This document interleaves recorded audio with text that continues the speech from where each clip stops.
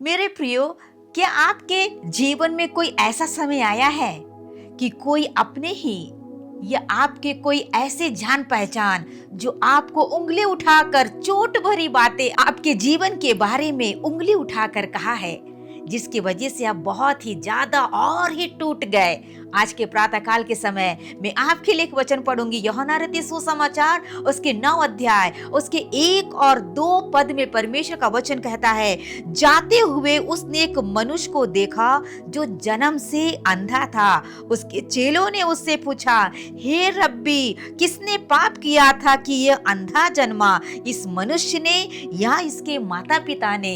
यहाँ पर देखेगा प्रभु यीशु मसीह के जो शिष्य है, जो यीशु मसीह के साथ में जो चल रहे हैं, उसने भी उस मनुष्य के ऊपर में बातें कह रहा है। जो ये व्यक्ति जन्म से जो अंधा पैदा हुआ है, जन्म से जो पैदा होकर जो इस संसार में है, क्या वो इसके पाप की वजह से है या इसके माता पिता के पाप की वजह से ये अंधा जन्मा है? आज मेरे प्रियो, मैं आपसे कहना चाहती हूँ, आज हमारे जीवनों में, हमारे परिवार के जीवनों में, कई बार हम में से कईयों के जीवनों में कोई भी बीमारी आ जाती है, कोई भी दुखद बड़ी बातें हमारे परिवार में आ जाती है। चाहे पारिवारिक जीवनों में कोई ऐसी बातें हैं जो परिवार में बहुत ही ज्यादा, बहुत ही तकलीफ देने वाली बातें होगी, या कोई ऐसी दुर्घटना या कोई ऐसी बीमारियां, क्या ऐसी कोई ऐसे दुख भरी बातें, तो लोग जो बहुत सारे हमारे सामने हैं, उंगली उठाकर हमें भी ऐसे चोट भरी बातें बोलते हैं, ये इसके पाप के वजह से हुआ है, इसके पाप के वजह से इसके परिवार में ऐसी हालात से ये गुजरा है। चोट देने के लिए, चोट के ऊपर में, हमारे दुख के ऊपर में बहुत सारे लोग हैं जो हमें और ही दुखी कर देते हैं। यहाँ पर प्रभु यीशु से चेले पूछते हैं, ये जो जन्म से अंधा हुआ है, जो जन्मा है, क्या इसके पाप की वजह से है या इसके माता पिता के पाप की वजह से है? मेरे प्रियो, आज के सुबह में आपके जीवनों में ऐसे ही हालातों से आप भी गुजरे होंगे। आपको उंगली उठाकर लोगों ने बोला होगा, ये आपके पाप की वजह से आपके जीवनों में ऐसी समस्याओं से होकर आप जा रहे हैं। प्रभु यीशु के जीवन से यदि हम देखेंगे, प्रभु यीशु जो भी बीमार व्यक्तियों को वो देखता था, उसके पास में आता था, कभी वो उसे चोट नहीं पहुंचाया। एक पापिनी स्त्री उसके पास में आया, प्रभु ने कभी भी उसे चोट भरी शब्द उसके सामने नहीं कहा।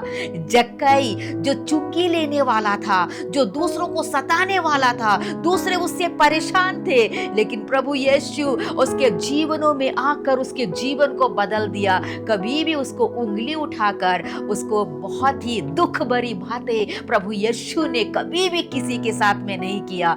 लेकिन आज हमारे ही परिवार में, हमारे ही अपने, हमारे ही मसीह लोग हमें हमारे जीवनों में उंगली उठाकर हमें यही कहते हैं, जो चोट हमें मिला है उसी चोट के ऊपर में, उसी दुख के ऊपर में बोलते हैं, ये हमारे पाप के वजह से है। एक व्यक्ति था जो रास्ते में चोट खाकर डाकुओं ने उसे हमला कर कर वहां पर दुखी हालत में पड़ा हुआ था। एक अच्छा सामरी उसके चोट को पट्टियों से बांधकर उसके जीवनों को पोंछकर उसके जीवनों को आश्वासन दिया। वही है प्रभु यीशु का स्वभाव। यदि आज हमारे जीवनों में ये स्वभाव नहीं है मेरे प्रियो, आज हमें निर्णय लेना है।